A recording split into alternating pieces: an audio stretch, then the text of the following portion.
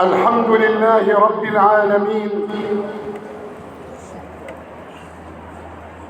يا واحدا في ملكه أنت الأحد، ولقد علمت بأنك الفرد الصمد، فلا أنت مولود ولست بوالد، كلا ولا لك في الورى كفوا أحد. وأشهد أن لا إله إلا الله وحده لا شريك له، له الملك وله الحمد، يحيي ويميت وهو على كل شيء قدير. كل الأمور تزول عنك وتنقضي إلا الثناء فإنه لك باقي. ولو أنني خيرت كل فضيلة ما اخترت غير مكارم الأخلاق. وأشهد أن سيدنا وحبيبنا وعظيمنا ومصطفانا محمد بن عبد الله أرسله الله إلى أمة شديد ضلالها شديد جهالها، فدلها على السنن وعرفها، وحذرها المهالك وخوفها، فكانت صفاته جمة لا أستطيع أن أحصيها، ولكني أقدم العذر لرسول الله صلى الله عليه وسلم، فأقول عذرا رسول الله إن قصرت في وصفك، فإن جمالكم لن يوصفا. جاءت قديما ذرة من نوركم قد جمل الرحمن منها يوسفا. والله لو جد العباقر كلهم في وصف أفضال له لن تعرفا. والله لو قلم الزمان من البداية للنهاية ظل يكتب ما كفى. والله لو قبر النبي تفجرت أنواره للبدر ولى واختفى. يكفيه لقيا في السماوات العلى وبحضرة المولى الكريم تشرفا. يكفيه أن البدر يخسف نوره لكن نور محمد لن يخسفا. أما بعد، إخوة الإسلام والإيمان، حديثنا اليوم عن إدارة الوقت، مفتاح بناء الإنسان. إدارة الوقت مفتاح بناء الإنسان. ولذا يقول ربنا تبارك وتعالى: يا أيها الذين آمنوا اتقوا الله حق تقاته ولا تموتن إلا وأنتم مسلمون واعتصموا بحبل الله جميعا. نعم، يأمر الله تبارك وتعالى أهل الإيمان أن يلتزموا، لأن هناك وما أدراك ما هناك. هناك وخشعت الأصوات للرحمن. هناك وما أدراك ما هناك. يومئذ يود الذين كفروا وعصوا الرسول لو تسوى بهم الأرض ولا يكتمون الله حديثا. هناك وما أدراك ما هناك. لا ينفع مال ولا بنون إلا من أتى الله بقلب سليم. إنه يوم العرض. إنه يوم العرض على الله. يومئذ تعرضون لا تخفى منكم خافية. ولذا يقول عمر بن الخطاب رضي الله عنه وأرضاه: حاسبوا أنفسكم قبل أن تحاسبوا، وزنوا أعمالكم قبل أن توزن عليكم، وزينوا أعمالكم ليوم العرض.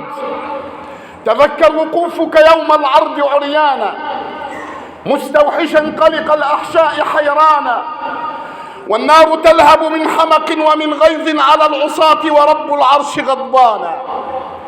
اقرأ كتابك يا عبدي على مهل، فهل وجدت فيه حرفا غير ما كان؟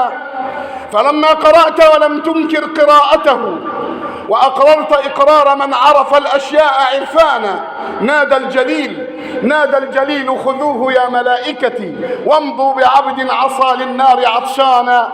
المشركون غدا في النار يلتهبوا والموحدون بدار الخلد سكانا. نعم، وحذرنا صلى الله عليه وسلم فقال لنا اغتنم 5 قبل 5: شبابك قبل هرمك، وصحتك قبل مرضك، وحياتك قبل موتك، وفراغك قبل شغلك. تذكر بأن هذا الوقت ستحاسب عليه. نعمتان مغبون فيهما كثير من الناس: الصحة والفراغ. تحاسب، أيوة، على إيه تحاسب؟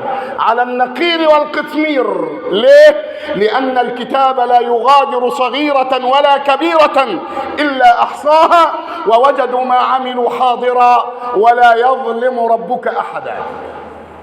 مسؤول، وكلنا أمام الله مسؤول. مجبور، وكلنا أمام الله مجبور.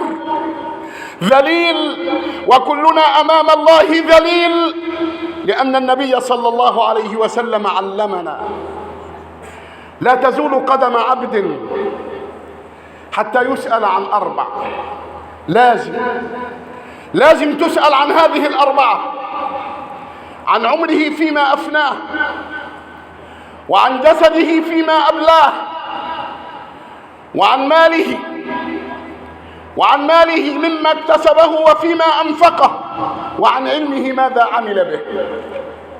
ماذا تقول للملك يوم لا نداء إلا نداء الملك؟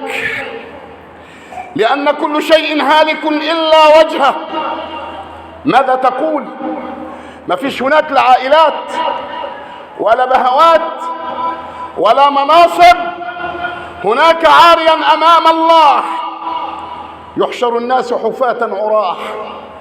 فقالت عائشة: يا رسول الله، الرجال والنساء معا؟ قال: نعم. قالت: وسوءتاه، وينظر بعضنا إلى بعض يا رسول الله. فضرب على منكبها وقال: شغل الناس يومئذ موقوفين 40 سنة لا يأكلون ولا يشربون، فمنهم من يبلغ العرق قدميه، ومنهم من يبلغ العرق ركبتيه، ومنهم من يبلغ العرق سرته، ومنهم من يبلغ العرق حقويه، ومنهم من يلجمه العرق إلجاما. طب ما فيش حد سائل عن حد؟ فيش كده معارف ولا وساطة؟ لا، ما فيش هناك معارف.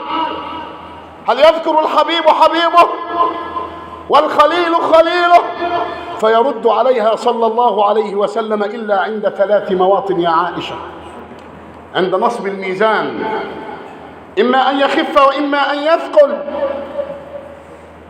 وتلا قول الله تعالى: وكل إنسان ألزمناه طائره في عنقه ونخرج له يوم القيامة كتابا يلقاه منشورا اقرأ كتابك كفى بنفسك اليوم عليك حسيبا.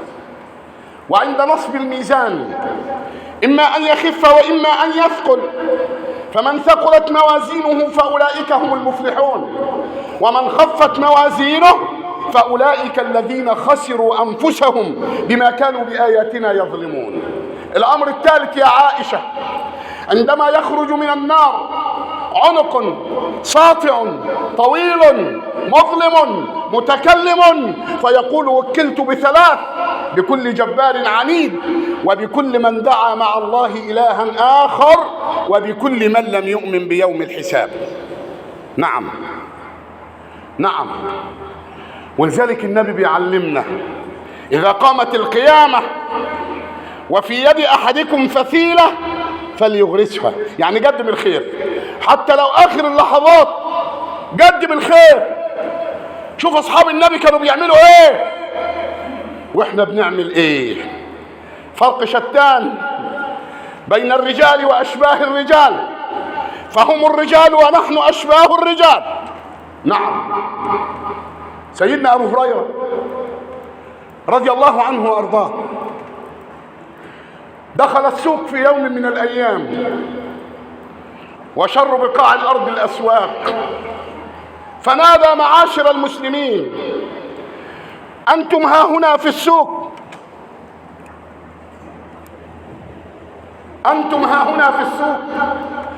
وميراث النبي صلى الله عليه وسلم يوزع في المسجد.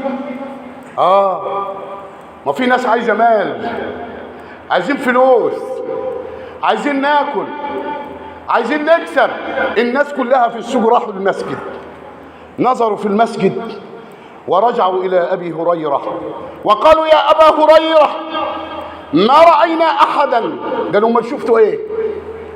قالوا له رأينا أناس راكعون وأناس ساجدون وأناس ذاكرون وأناس يقرؤون القرآن. فقال رضي الله عنه فذاك ميراث النبي محمد. إن الأنبياء لم يورثوا درهما ولا دينارا وإنما ورثوا العلم. فرق كبير بين الرجال وأشباه الرجال. ولذلك لما سيدنا أبو بكر رضي الله عنه تولى الخلافة وراح مولي سيدنا عمر قاضيا على المدينة، سيدنا عمر قعد سنة في المدينة ما جاتلوش قضية واحدة.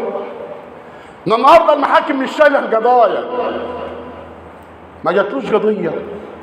راح لسيدنا أبو بكر قال يا أبا بكر يا خليفة رسول الله إني متنح عن القضاء، مش عايز القضاء. فقال يا عمر أمن مشقة القضاء تطلب الإعفاء يا عمر؟ قال لا يا خليفة رسول الله، ولكنك وليتني على قوم عرف كل منهم ما له من حقوق فلم يطلب أكثر منه وما عليه من واجبات فأداها. دينهم النصيحة، الأمر بالمعروف والنهي عن المنكر، إذا غاب أحدهم تفقدوه، وإن مرض أحدهم عادوه يعني زاروه في البيت، وإن افتقر ساعدوه، وإن مات شيعوا جنازته. ففيما يختصمون إذن؟ الناس دي مش هتختصم خالص. على هذا الزمن في عهد أبي بكر سنة كاملة ما فيش مشكلة تروح للقاضي. ولذلك القاضي قال لك أنا متنحي. أناس ذكروا الله بقلوبهم مش باللسان، بس الذكر بالقلب.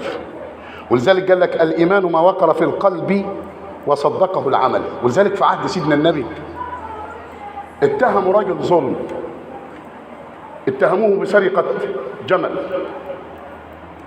والراجل مظلوم. فولى الرجل فأرسل النبي صلى الله عليه وسلم خلفه أناسا راحوا مسكين الراجل وأتوا به إلى رسول الله صلى الله عليه وسلم، وأتوا بالجمل فنطق الجمل وقال يا رسول الله إنه بريء من سرقته. تعجب النبي صلى الله عليه وسلم، يا رجل ماذا قلت آنفا؟ انت بتجد كده كنت بتقول ايه؟ قال كنت أقول اللهم صل على محمد حتى لا يبقى من صلاتك شيء. فقال لأجل هذا كادت الملائكة أن تحول بيني وبينك يا هذا لتردن على الصراط يوم القيامة ووجهك أضوأ من القمر ليلة التمام. ده احنا بنزج في الناس زج عشان يصلوا على سيدنا النبي، وسيدنا النبي يقول لهم من صلى علي مرة صلى الله عليه بها 10، ومن صلى علي 10 صلى الله عليه بها 100، ومن صلى علي 100 صلى الله عليه بها 1000، ومن صلى علي 1000 زاحم كتفه كتف رسول الله على باب الجنة. ويقول صلى الله عليه وسلم البر لا يبلى والذنب لا ينسى والديان حي لا يموت. ابن آدم اعمل ما شئت كما تدين تدان، أو كما قال التائب حبيب الرحمن والتائب من الذنب كمن لا ذنب له.